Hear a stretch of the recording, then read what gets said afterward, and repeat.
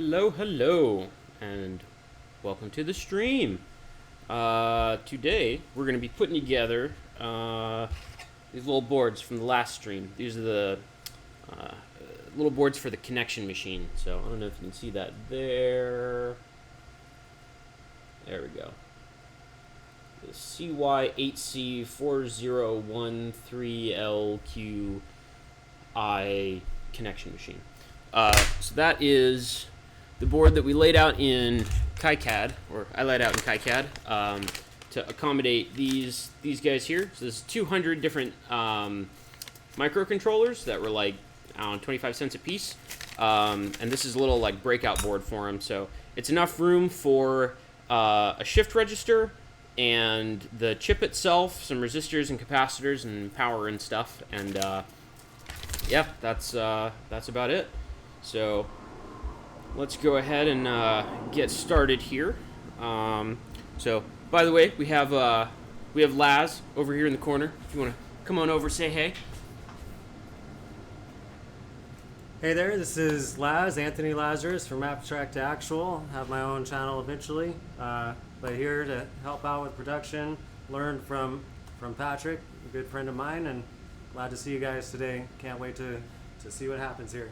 Yeah, all right, cool. So this is my messy garage, and I think this probably isn't going to be another 4-hour stream. Probably going to be something a little shorter. I think what I want to try to get done, at least before we have to go watch shitty movies over at our friend Ted's house, is probably just to get one of the microcontrollers on the board. And what's really fun about this guy is the fact that, well, I have a solder stencil. All these parts are surface mount. And when I ordered these boards, they're shipped with this like little cutout so you can put solder paste on them, and like it's this gigantic sheet. But if you see here, I'll put it down here. It's like all it is, look at the size of my hands and the size of the board. It's just this little area right there that has cutouts in it, and this is meant to be mounted in a frame or something like that, so that you can basically go through hundreds or thousands of these things, as just sort of like a screen printing, like t-shirt printing process, essentially. But I am in traditional fashion, unprepared, and don't have all the supplies, so I don't have any solder paste, I don't have a lot of the connectors or resistors. So I have the microcontrollers, and by God, that's what we're going to be doing today. So, if you bear with me as I adjust my setup. It's a little boom mic in the background here. Let's see if we can, not microphone, this is the top-down webcam. So we want this area here. Kind of see what I'm doing. And then over on this this screen here, I'm probably going to pull up the data sheet just so I have something to look at. Got to make sure I got my orientation right and all that. So let's see. I guess first order of business is CY8C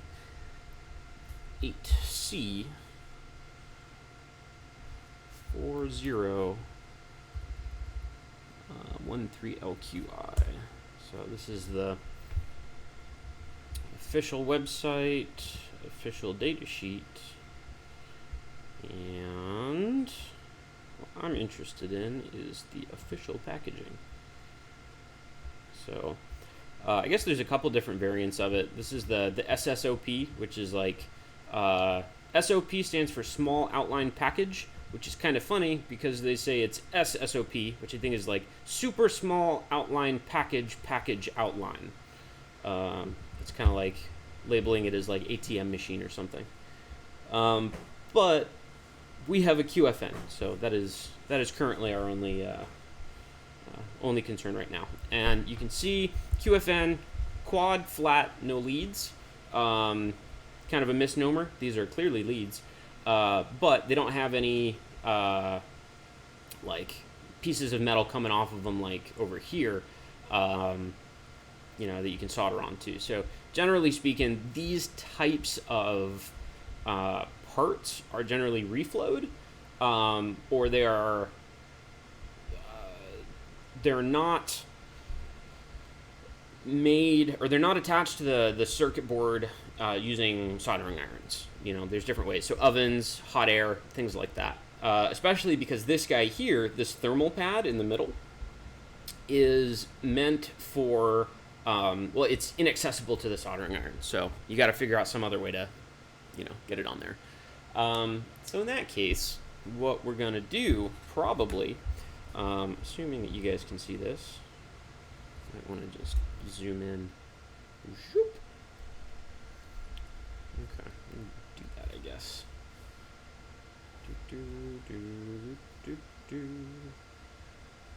Good enough. Realizing that this camera is not as good as my front-facing camera. That's okay.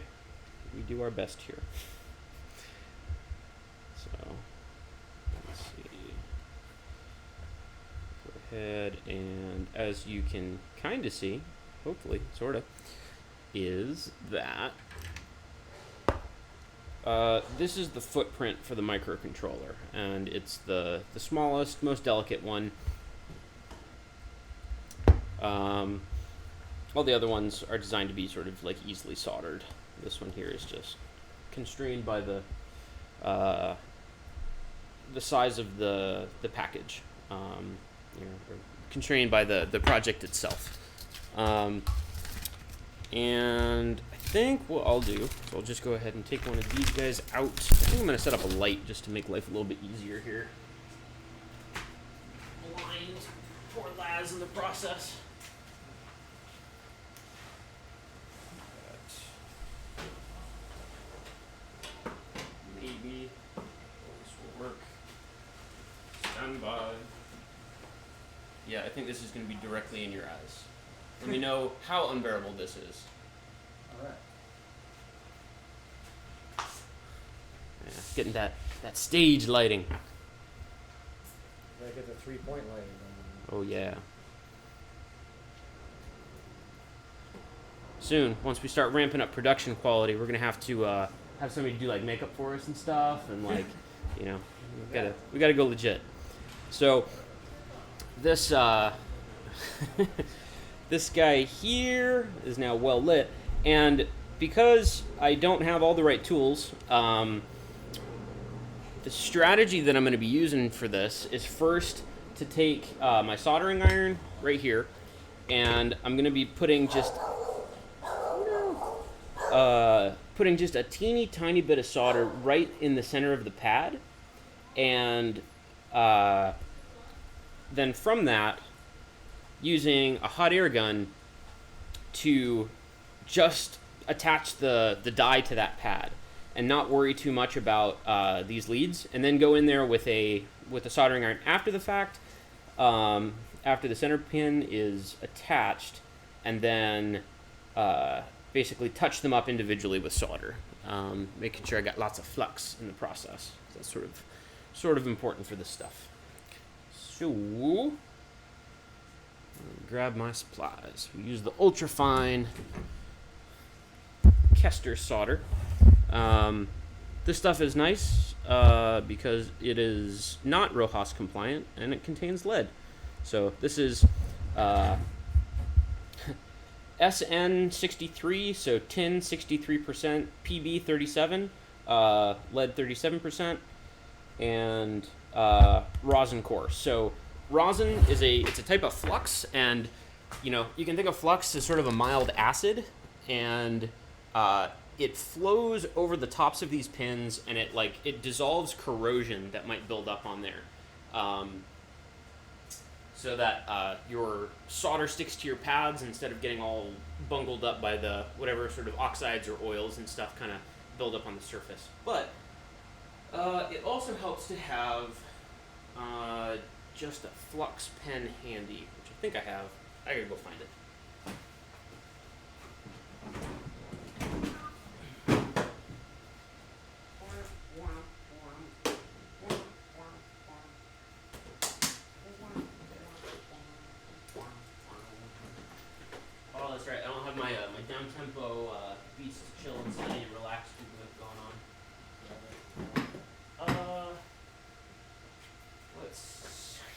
Never mind. Do your stream. I'll be right back.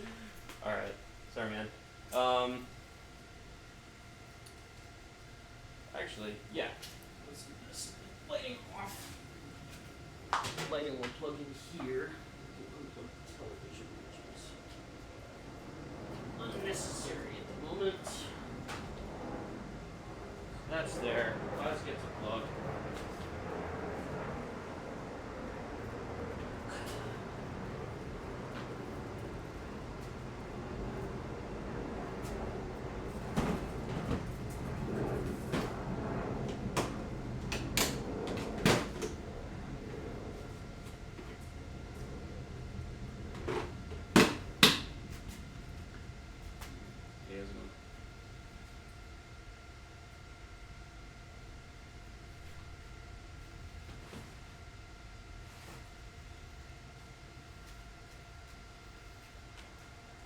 Yeah, who knows? I don't know. I've got 200 of these microcontrollers. I've got like, I don't know, 10 of these different boards. You know, a whole bunch of them. They're cheap. The design's made. It's easy to get more. So I think, in the spirit of getting things done, I'm going to play a little fast and loose. And rather than worry too much about the best way to do it, I will focus more on the faster way to do it. So, nothing to it but to do it. So let's go ahead and make sure we can see what I'm doing here.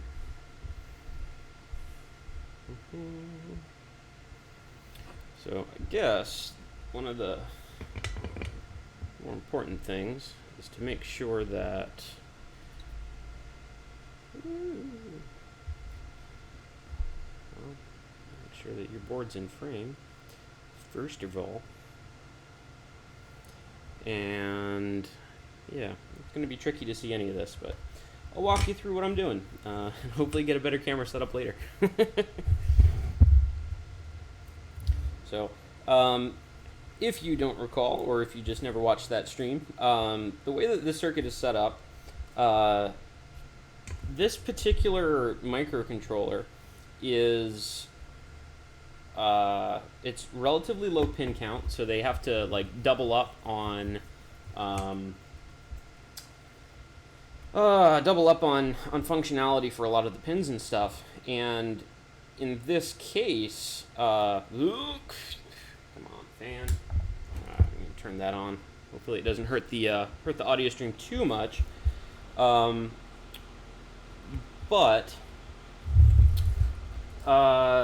because of that, normally in programming our microcontrollers, it's essentially a serial version of JTAG called Serial Wire Debug, or SWD, and you generally get 2 dedicated pins for that. But the thing is, because this is a low pin count part, they double up their serial wire programming pins with the I2C bus. The I2C bus is what we want to use to have these things communicate with each other.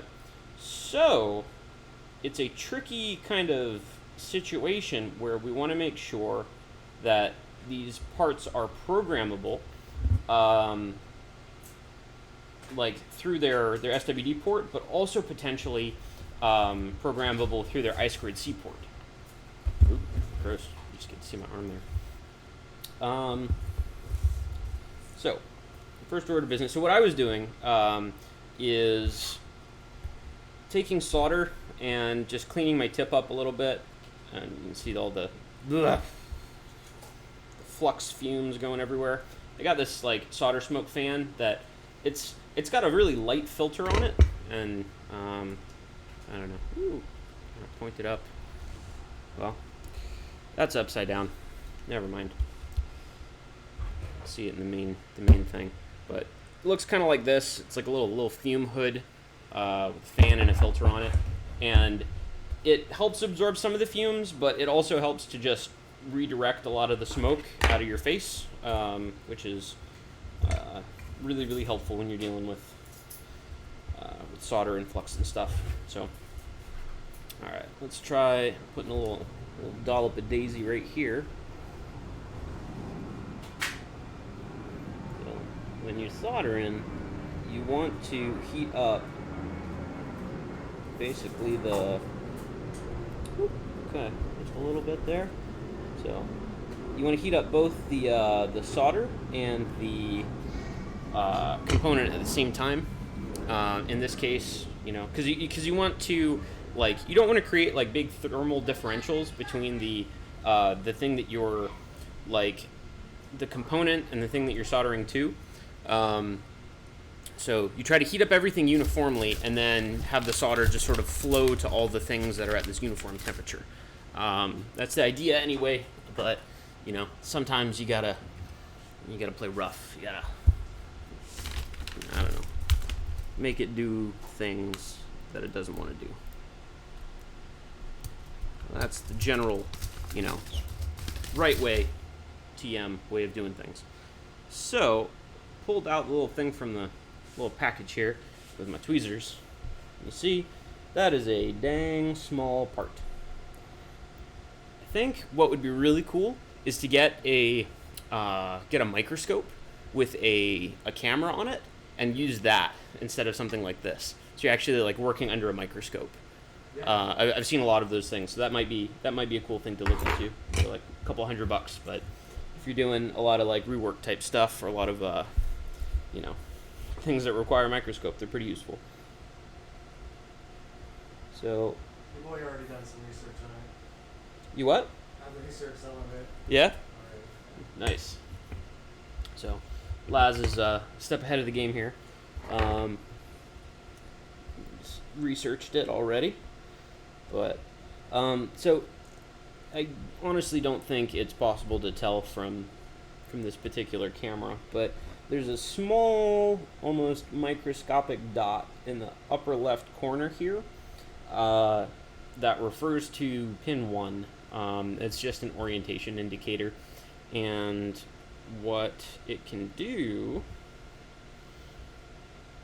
so you can see here it says pin 1 dot. That's what it is. And there's also a little notch on the thermal pad in here. And there's also on the silk screen layer, there's a little indicator of pin 1. So if I can line these guys up,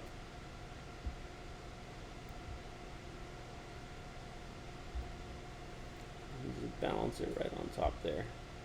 And then what I'm hoping for is that the surface tension is going to like pull this thing down into place, and then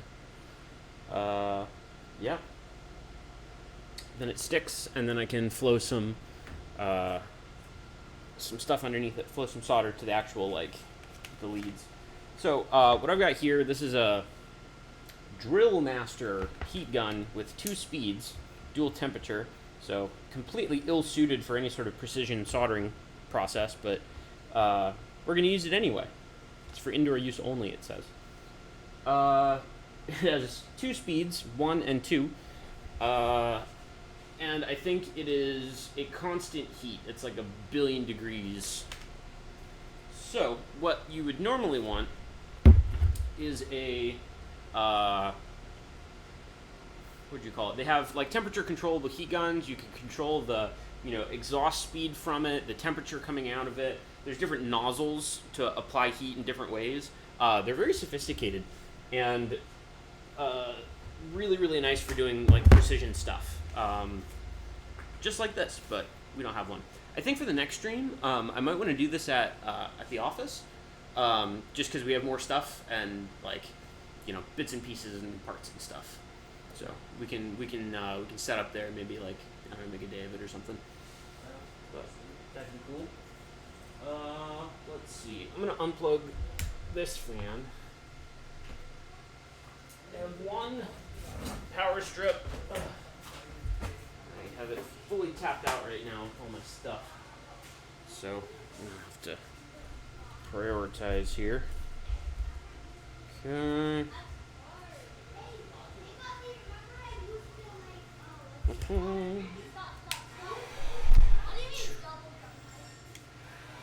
The lights just dimmed when I turned this on.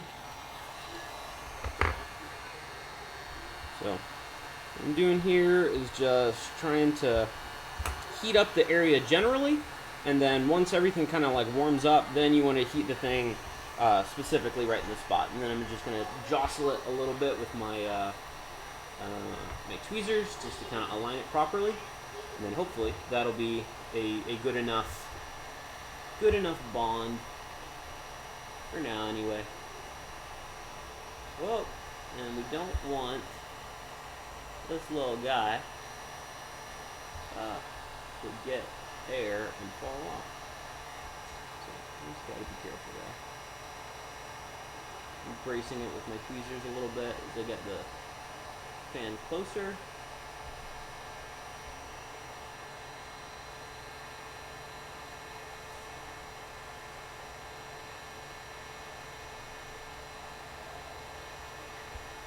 And generally, reflow temperature, if you're doing this properly, you know, this whole thing is a do as I say, not as I do type thing.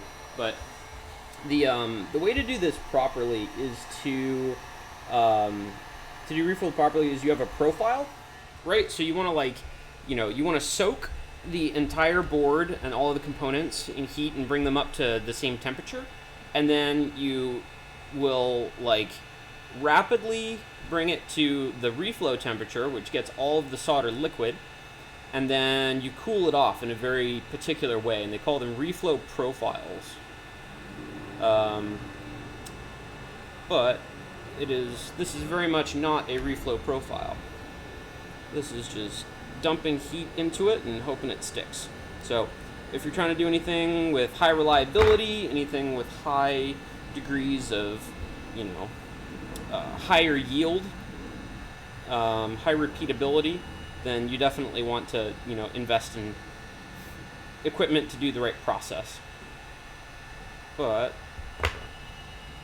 this is not working. I wonder if it's actually getting hot enough.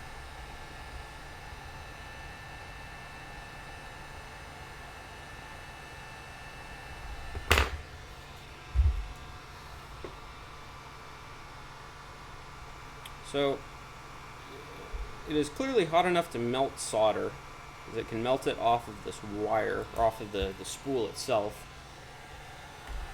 So I think what I might be running into is a problem with not enough flux, or because this is a thermal pad, what might be happening is it is pulling away heat more efficiently than it can be dumped into the board, and it's kind of like it's pulling heat out of this pad and distributing it across all the copper on the bottom side of the board, because copper is a really good thermal conductor and can do that.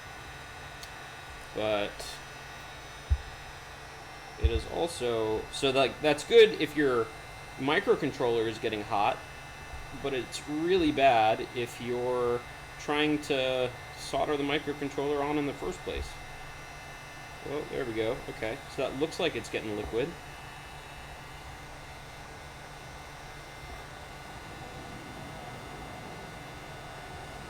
Ow! It's so hot. So hot.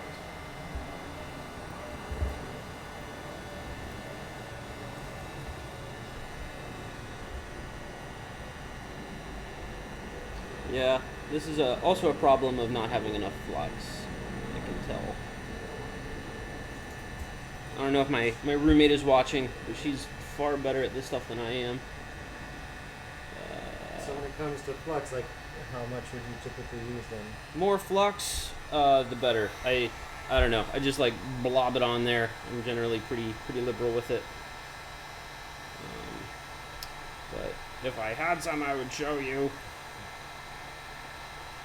Let's see, just kind of nudging that on there. This is gross. I think, yeah, next time I might show you how to do this with proper tools. I don't like using this guy. Alright. I'm gonna turn that off for now. This is just disappointing. Well. There it is. Yeah, okay. Well, that's a disappointing first try, but as you can see, knocking it on the top here, and it's at least stuck down. It's clearly off center.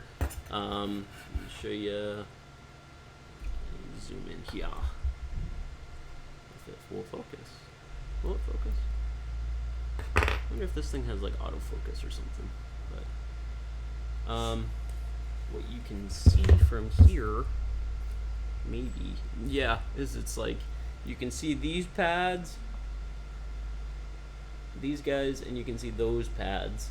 You can't see the other pads, so it's like it's off center, it's stuck down, but if you have enough flux kind of surrounding it, as you heat it up, the flux kind of makes its way underneath the part, and the surface tension of the solder will oftentimes just sort of like slurp the part into the right place, and it just sort of like, you just need to just nudge it slightly and it'll sit exactly where it needs to go.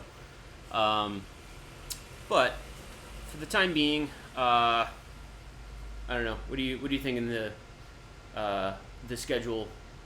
How fashionably late should we be for Ted's thing? Well, one thing is like my car window. Like I might need to go home, empty out my car. I mean, you're more than welcome to just like stash stuff here if you want. Yeah. So I don't know. You can do that. And I brought my important stuff here, but there's still some stuff people would steal. Okay.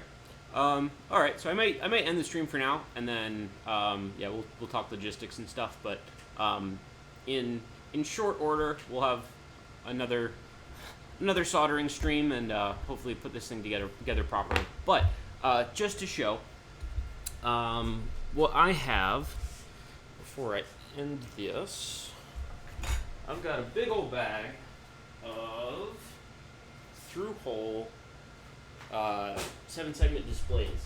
There's a really awesome store that shut down. It was called Halted, or HSC Electronics, and as they're like going out of business sale, got a bunch of really cool stuff, some e-ink displays and things like that. But also just like a whole bunch of these, like, you know, oh, there's an IR receiver and transmitter, and just all these like 7 segments. So it's like this guy, it's not the right footprint, but it is the right pinout to essentially like attach some small resistors to these individual leads, and then just solder them into this little connector here. You know, as you can see, there's right.